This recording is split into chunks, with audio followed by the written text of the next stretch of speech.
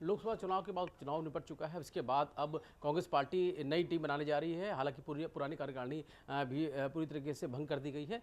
अलका लामा जी लखनऊ पहुंची हुई हैं, महिला अध्यक्ष हैं, और निश्चित तौर पर आधी आबादी पर बड़ा फोकस है। एक बड़ा आयोजन भी किया गया। इसमें भारी संख्या में कांग्रेस पार्टी के जो महिला विंग है वो उसमें मौजूद थी और भारी संख्या में जोड़ने का काम हो रहा है। अलका लामा जी, क्या कुछ तैयारी है, किस तरीके से यूपी में आधी आबादी को मजबूत किया जाएगा जोड़ के अपने साथ? देखिए, अभी कुछ दिन पहले दिल्ली के अंदर अविनाश पांडे जी, जो उत्तर प्रदेश के महासचिव प्रभारी हैं, अजय राय जी, जो उत्तर प्रदेश के अध्यक्ष हैं, मैं खुद उस बैठक में थी। संगठन के निर्माण को लेकर ताकत देने पर चर्चा हुई और फिर ये सामने आया कि उत्तर प्रदेश कांग्रेस कमेटी को भंग कर दिया गया। उसी तर्ज पर पूरे उत्तर प्रदेश महिला कांग्रेस कार्यकारिणी को हर स्तर पर आज भंग कर दिया गया है। अभी हमने सदस्यता अभियान चलाया। देश भर में लाखों बहनों ने महिला कांग्रेस की सदस्यता ली और हजारों बहनों ने उत्तर प्रदेश में सदस्यता ले ली। आज का हमारा जो उत्तर प्रदेश कांग्रेस भवन लखनऊ में जो सम्मेलन आपने देखा, वो बहनें जिन्होंने महिला कांग्रेस की सदस्यता ले ली है। अब हम संगठन निर्माण की ओर बढ़ रहे हैं। इन्हीं बहनों को हम राजनीति की मुख्य धारा में शामिल करने वाले हैं। नए संगठन निर्माण में इन्हें पद और जिम्मेदारियां देकर हम महिला सशक्तिकरण, राजनीतिक सशक्तिकरण, राजनीतिक न्याय की हम लड़ाई लड़ने जा रहे हैं। मुद्दे महिलाओं के हैं, बड़े आंदोलन का रूप लेंगे आने वाले समय में। मांग ये है कि हमारा जो राजनीतिक आंदोलन है वो महिला आरक्षण को लेकर है। महिला आरक्षण कानून पास तो हो गया, लागू क्यों नहीं कर रहे? तो लगातार अब महिला कांग्रेस एक राजनीतिक मुद्दे को लेकर देश भर में आंदोलन करेगी कि महिला आरक्षण कानून को लागू किया जाए। दूसरा, जैसे राहुल गांधी जी की लड़ाई है, देश का संविधान बचाना है। हम देख रहे हैं कि संविधान खतरे में आया तो आदि आबादी के क्या हक अधिकारों को जो है वो खतरे में आएगा, जिसको लेकर आज के सम्मेलन में हमने बात रखी है। जातिगत जनगणना की मांग लगातार राहुल गांधी जी उठा रहे हैं कि जिसकी जितनी आबादी है, देश की संपत्ति संसाधनों पर उसका उतना हक बनता है। ये लड़ाई राहुल गांधी जी लड़ रहे हैं। उसी लड़ाई को हम भी आगे लेकर जा रहे हैं कि जाति जनगणना होगी तो स्वाभाविक तौर पर महिलाओं की स्थिति क्या है उसको भी हमारे सामने लाया जाएगा। आज बेरोजगारी है, महंगाई है, महिलाएं त्रस्त हैं, असुरक्षा, सबसे ज़्यादा अगर अपराध महिलाओं के प्रति बड़ा है तो उत्तर प्रदेश की राजधानी जो है उत्तर प्रदेश महिलाओं के लिए कतई भी सुरक्षित जगह अब नहीं रह गया है। पहले क्राइम कैपिटल, राजधानी दिल्ली को क्राइम कैपिटल कहा जाता था, अब दूसरा उत्तर प्रदेश ने उसका रूप ले लिया है। किसानों की बात करें तो आज आप देख रहे हैं उत्तर प्रदेश के मुद्दे जो हैं, पूरा किसान आज फिर दिल्ली की दहलीज पर जा रहा है। हर तरह के आंसू गैस के गोले छोड़े जा रहे हैं, उन पर हमला किया जा रहा है, उनका हक अधिकार कानून मांग रहे हैं, कर्ज माफ़ी मांग रहे हैं, नहीं हो रहा है। अडानी के मुद्दे पर संसद में राहुल गांधी जी बिना डरे हुए लगातार सवाल पूछ रहे हैं, लेकिन जवाब नहीं है कि जब 30 लाख करोड़ पूंजीपति मित्रों का माफ़ हो सकता है तो किसान का कर्ज क्यों माफ़ नहीं हो सकता? बेरोजगार युवाओं को रोजगार क्यों नहीं दिए जा सकते हैं? बहनों को महंगाई बेरोजगारी में राहत क्यों नहीं दी जा सकती है सीधा उनके खातों में पैसा डालकर, अगर पूंजीपति मित्रों का धन जो है माफ़ किया जा सकता है, कर्ज? तो बहुत से मुद्दे हैं। संभल जल रहा है, आप देख रहे हैं। सांप्रदायिकता का माहौल पूरी तरीके से कैसे आग लगाई जाए, कैसे लोगों को लड़ाया जाए। मणिपुर हो, दो समुदाय आपस में लड़वा दिए।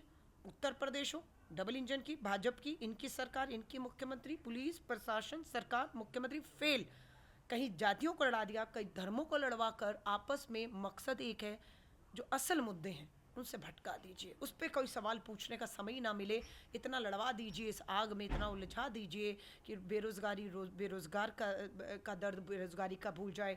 महिलाएं अपना महंगाई में किस तरीके से असुरक्षा है वो भूल कर सिर्फ मुद्दे, चर्चा टीवी हर जगह पर इसी पर हो। और हमारा है कि इनसे देश में जो आग लग रही है उसे संभल राहुल गांधी जी, प्रियंका जी ने पोंछने की बहुत कोशिश की। राहुल गांधी जी कोई आम नहीं है।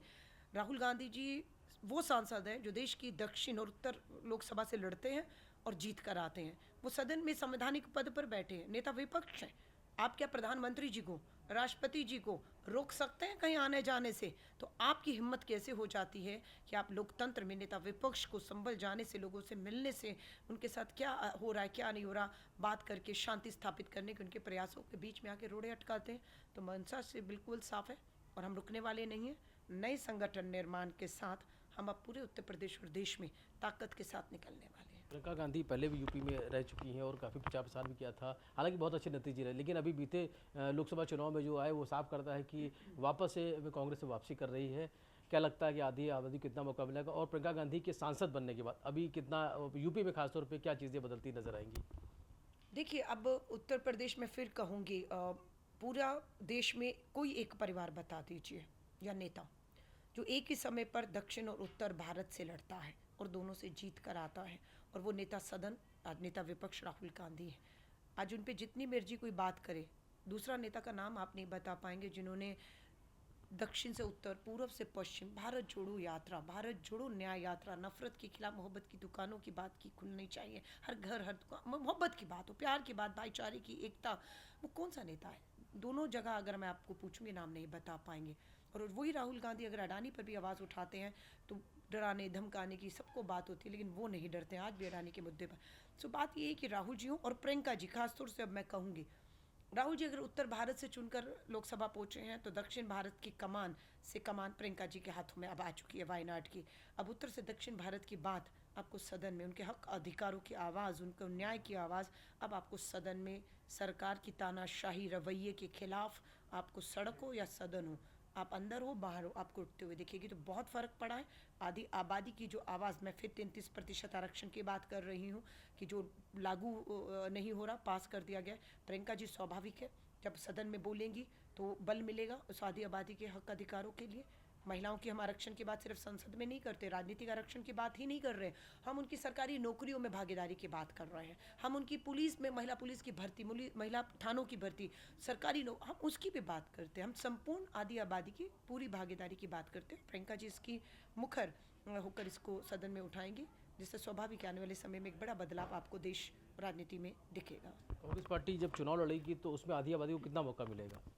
उत्तर प्रदेश में बैठी हूँ, सबसे बड़ा उदाहरण है। जब एक महिला महासचिव को उत्तर प्रदेश की जिम्मेदारी सौंपी गई तो उसका असर ये हुआ कि 40% महिलाओं के लिए देश में कभी किसी पार्टी ने अपने भीतर आरक्षण की घोषणा करने की हिम्मत नहीं दिखाई थी। वो हिम्मत महिला महासचिव के तौर पर प्रियंका गांधी जी ने उत्तर प्रदेश में लड़की हूँ लड़ सकती हूँ के नारे के तहत 40% उतारी। 150 महीने मैदान में उतरी इस उम्मीद से कि सामने वाले जो दल हैं वो भी महिलाओं को दे देंगे, जीते हारे महिला सदन पहुंचेगी, पर नहीं होने दिया। सबने अपने धन बल माफिया जितने भी हो सकते थे महिलाओं के चरित्र हनन किया, हमले किए, उन्हें हताश निराश किया, फिर भी वो महिलाएं खड़ी रही, यही हमारी जीत थी। सो स्वाभाविक है 33% आरक्षण पास होगा तो हमें किसी का मोहताज नहीं होना पड़ेगा, संवैधानिक हक अधिकार हमें मिलेगा और महिलाएं सदनों में पहुंचेंगी, ये मुझे विश्वास है। उत्तर प्रदेश में कानून व्यवस्था काफ़ी बेहतर हुई ऐसा कहा जा रहा है। ये कहा जा रहा है कि उत्तर प्रदेश कई चीज़ों में लॉ एंड ऑर्डर के मामले में, महिला सुरक्षा मामले में कई चीज़ों में नंबर 1 हो गया। देखिए खोखली है इनकी बातें, आप मुझसे मत पूछिए। इनके दावों की पोल खोलनी है तो उत्तर प्रदेश की हमारी जो माँ बहन बेटियां, स्कूल कॉलेज जाने वाली बेटियों से पूछिएगा कि सुरक्षित है। कितने हमने वीडियो आज वायरल होते हुए देखते हैं,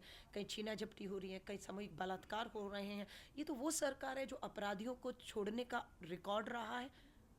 इनके विधायक, इनके सांसद, बिल्किस बानो की 11 सामूहिक बलात्कारियों को छोड़ने का दोष और अपराध किसके ऊपर है? भाजपा के ऊपर है ना। सुप्रीम कोर्ट की फटकार के बाद उनको अंदर डाला जाता है। आज बीएचयू की बेटी के सामूहिक बलात्कार जो भाजपाई थे उनको आज रिहा करके बेटियों के साथ न्याय हो गया। आज बताइए, आज आप हाथरस की बात करें, उन्नाव की बात करें, बेटियों के साथ अपराध करने वाले कोई आम नहीं भाजपा के विधायक सांसद और नेता रहे हैं। ब्रजभूषण का जिक्र बार बार आता है, आज भी जो जंके की चोट पर कहता है कि रेसलिंग फेडरेशन पे मेरा अधिकार है। और विनेश फोगाट, साक्षी मलिक जैसी बेटियां, आज उसके ऊपर आज भी ट्वीट हुआ है साक्षी मलिक का। प्रधानमंत्री जी के पास कोई जवाब है? खोखली बातें मत करिए। उत्तर प्रदेश की बेटियां जानती हैं कि कितनी सुरक्षित है वो उत्तर प्रदेश के अंदर। धन्यवाद लामा जी है। और साफ तौर पे उत्तर प्रदेश में खासतौर पे महिलाओं को लेकर एक बड़ा कार्यक्रम किया गया जिसके जरिए साफ किया गया है कि आने वाले समय में महिलाओं को भी भागीदारी मिलेगी राजनीतिक रूप से भी। उसके अलावा तमाम सारे ऐसे मुद्दे हैं जिन मुद्दे को लेकर लगातार कांग्रेस पार्टी मुखर होती हुई नजर आएगी। और निश्चित तौर पर कांग्रेस पार्टी को लेकर अब बड़ी तैयारी है, खासतौर पर महिलाओं को साथ जोड़ने के लिए। फिलहाल आने वाला वक्त बताएगा कि इसके कितने बेहतर परिणाम सामने आते हैं। सगुर रविंद्र के साथ रवि कुमार, इंडिया जो लखनऊ।